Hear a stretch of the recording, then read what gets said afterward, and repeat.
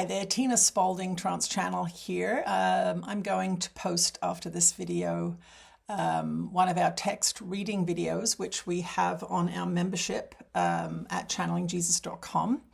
I'd like to talk about our membership a little bit. We have this amazing group of people who are Course in Miracles students, and on the platform we have over 1,000 videos. Many of them were on YouTube, but we have hundreds that have never been seen publicly. And we'd like to invite you to consider joining our membership. What's happening at the moment is we are doing a book club, and we are reviewing Jesus, My Autobiography, with Jesus answering everyone's questions. So if you are a Jesus lover and you've loved this work, you may want to consider joining our membership. I will be posting a few clips here and there just to give you an idea of what we are up to. But tonight, for example, we will be having an hour Q&A with Jesus about his life and what he got up to and why. So I'd like to encourage you to join us, if for nothing else than to go through this amazing book that is now in 9 languages around the world and is changing the lives of people who read it. So if you haven't read it, please do read it. Jesus, My Autobiography, you can buy it at Light Technology Publishing or on Amazon, of course. So here is a text reading lesson. Now, a lot of people find the text of A Course in Miracles very, very difficult to understand. So I'd like to challenge you to listen to the text as I'm reading it to you, and then listen to Jesus's interpretation of it. And it will allow you to grasp some of the ideas that are being conveyed in this most magnificent, life-changing book. If you are having trouble handling the world, handling all of the situations that are arising and the bombardment of information that's coming to most people, you may want to consider doing A Course in Miracles right now if you haven't done it. And if you are suffering, even though you have done A Course in Miracles, it's time to deepen your practice, because it does work. If you train your mind, and this is where we are being manipulated at this time with all of these media outlets and incoming systems of television and phones and computers.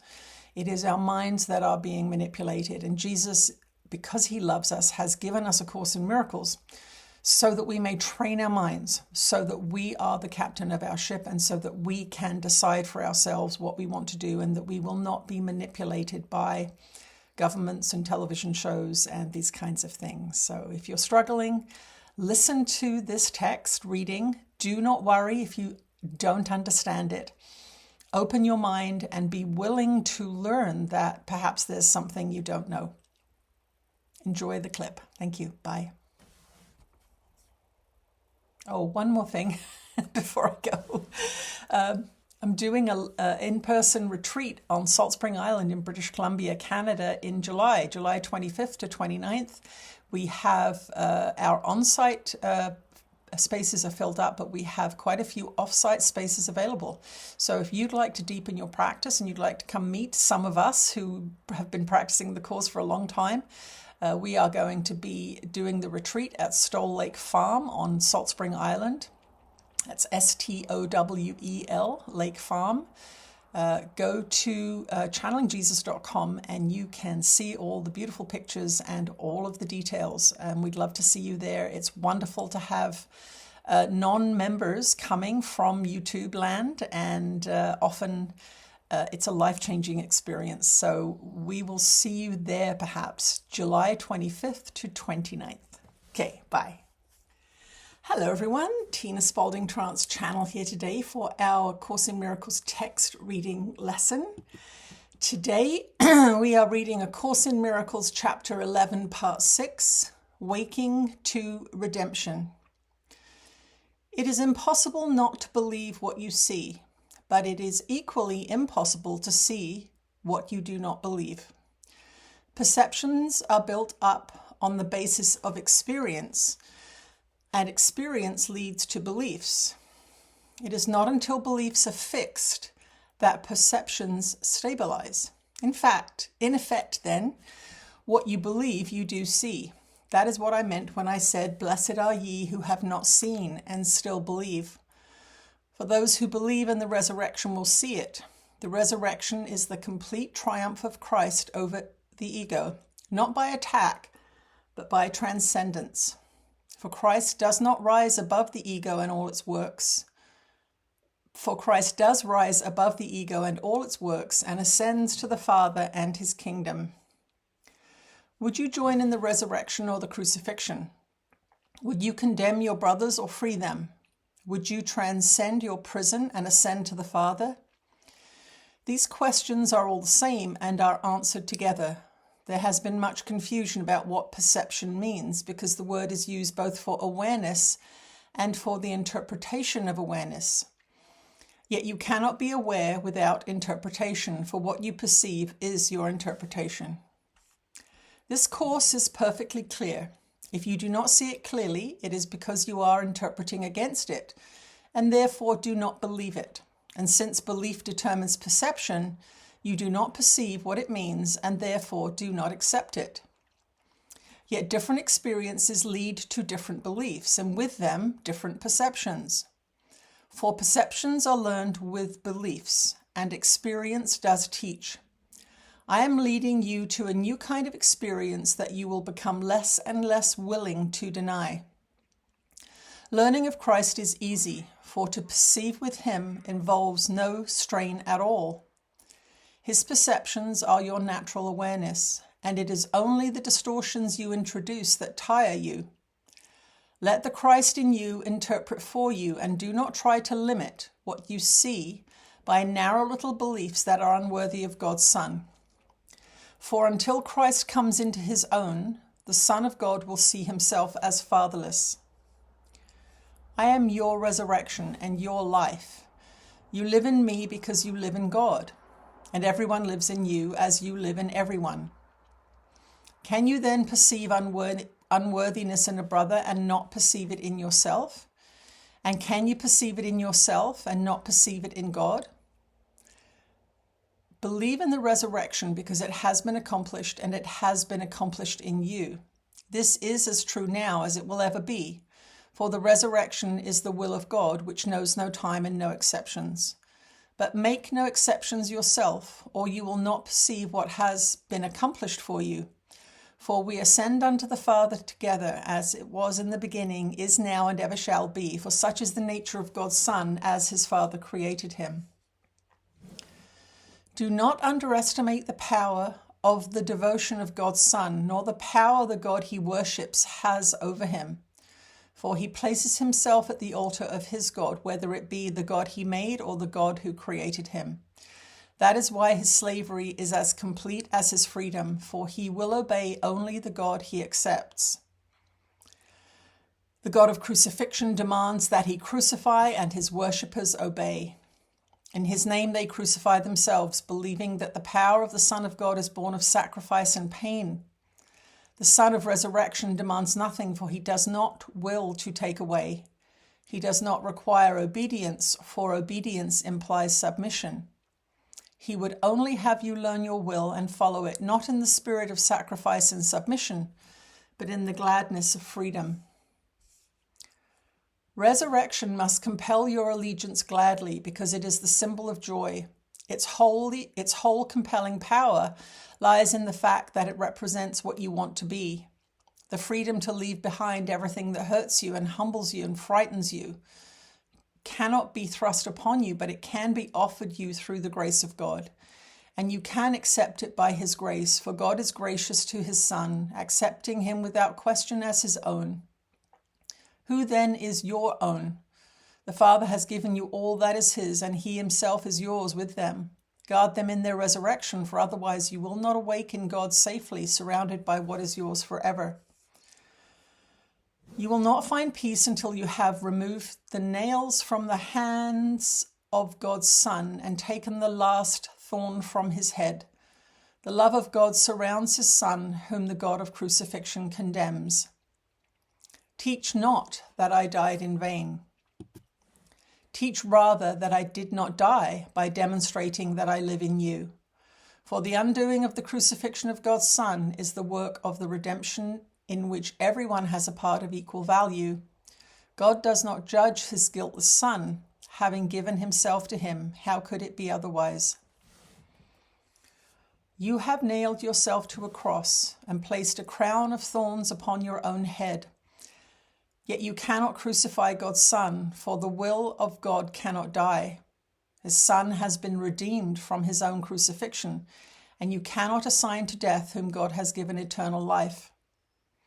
The dream of crucifixion still lies heavy on your eyes, but what you see in dreams is not reality. While you perceive the Son of God as crucified, you are asleep. And as long as you believe that you can crucify him, you are only having nightmares. You who are beginning to wake are still aware of dreams and have not yet forgotten them. The forgetting of dreams and the awareness of Christ come with the awakening of others to share your redemption. You will awaken to your own call, for the call to awake is within you. If I live in you, you are awake. Yet you must see the works I do through you, or you will not perceive that I have done them unto you. Do not set limits on what you believe I can do through you, or you will not accept what I can do for you. Yet it is done already, and unless you give all that you have received, you will not know that your Redeemer liveth, and that you have awakened with him. Redemption is recognized only by sharing it. God's Son is saved. Bring only this awareness to the sonship, and you will have a part in the redemption, as valuable as mine. For your part must be like mine, if you learn it of me. If you believe that yours is limited, you are limiting mine. There is no order of difficulty in miracles, because all of God's sons are of equal value, and their equality is their oneness. The whole power of God is in every part of him, and nothing contradictory to his will is either great or small. What does not exist has no size and no measure. To God all things are possible, and to Christ it is given to be like the Father. Okay, that is our text reading lesson for today. A Course in Miracles, chapter 11, part 6, Waking to Redemption. Let's see what Jesus has to say about this lesson today.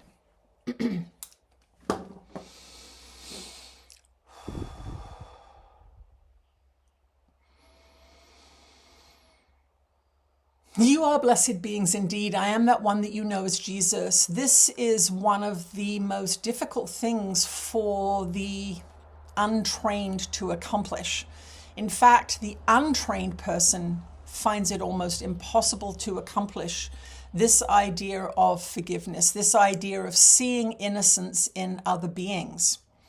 Why? Because judgment is the food of the ego. And if you have not awakened, if you have not clarified your mind by doing the lessons of A Course in Miracles or perhaps some other spiritual practice, then you are ruled by the ego, and the ego will tell you, judge, judge, judge. And most of you will have had the experience of trying to forgive someone and the ego kicking up in resistance to it, and the thoughts in the mind coming repeatedly, almost in response to your desire to clarify your mind and free it from the judgments. This is because the ego depends on judgment to exist. It is the foundational food, the foundational energy upon which the entire separation experience is based. Now, the entire separation experience is you seeming to live in an individuated body, alone, without contact with God, and unloved and unlovable. That is the separation experience. And to one degree or another, everyone who is on earth has that kind of feeling of being alone, of praying and prayers not being answered, and of having difficult people in their lives who attack them or judge them or neglect them or abuse them. And it is set up this way because in the beginning, when you decided to come into separation, you were the prodigal son that walked away from home. You were the prodigal son that walked away from the father. You were the one who said, I am going to go on an adventure and I care not what you say. I am going off by myself and I'm going to do whatever I want.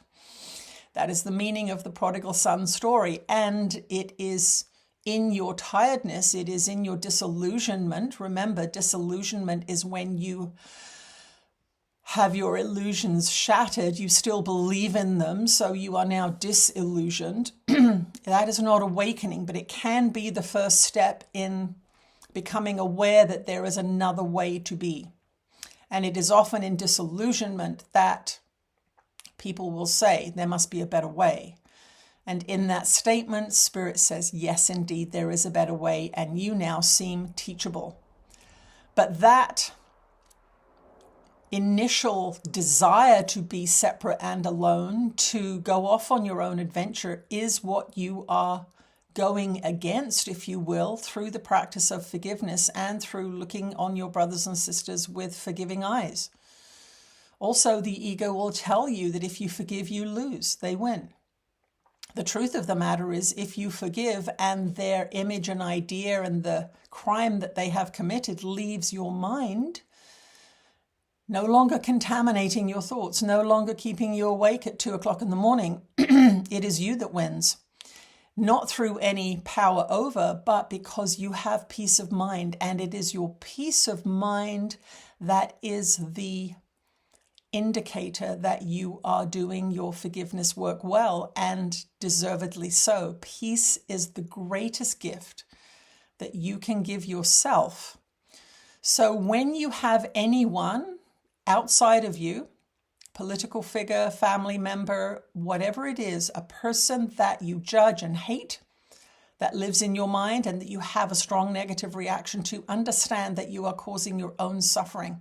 It is your judgment of them, you making them guilty, that is causing your loss of peace. They do nothing other than be themselves.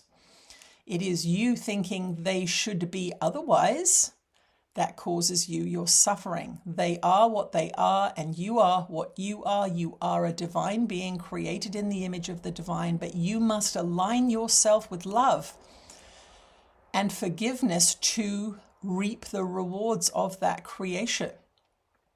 If not, you are kept in lower frequencies that are painful, poor, sick, death-ridden.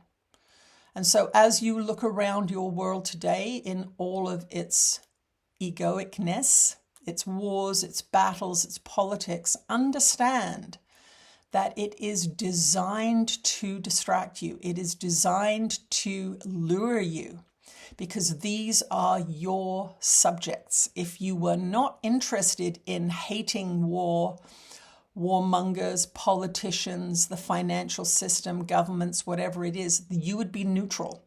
You would not have a visceral reaction to them. When you have a visceral emotional reaction to something through, these days generally on a screen, you are being manipulated. You are allowing your emotions to be manipulated by believing what you're seeing, judging against what you are seeing, and saying it should be otherwise. We will tell you everything is as it should be. Even though you may look at a war upon this planet and say this is a terrible thing, you can say that from a human point of view. But from a spiritual point of view, we insist that you say to yourself, but I don't know what caused it. I don't know how to end it, and I do not know the full story. I have only heard stories through my screen. And most of the beings that are broadcasting through screens have an agenda. We want you to look outside your window of your house and your garden. We want you to say, is there something I can do in my life to be more loving and kind? First of all, I'm not going to tell hateful stories about my brother and sister in my mind.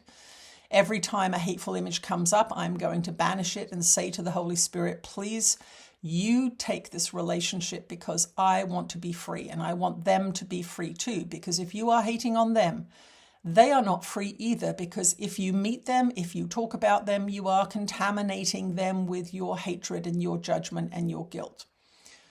So value peace today and understand that it comes through not judging every single thing you see, because you cannot judge. You do not know what anything is for, and you do not know what lessons are being learnt, and you do not know the outcomes that will be reaped at the end of that harvest. Many beings have to go through difficult times to learn. It gets their attention, and in this incarnation, because it's the end of a spiritual season, there are many tough assignments that have been taken on so that you may learn and graduate this class. I am that one that you know as Jesus, and we will speak to you again soon. Wow. All right. Thank you for joining me today. I'll see you again soon. Bye.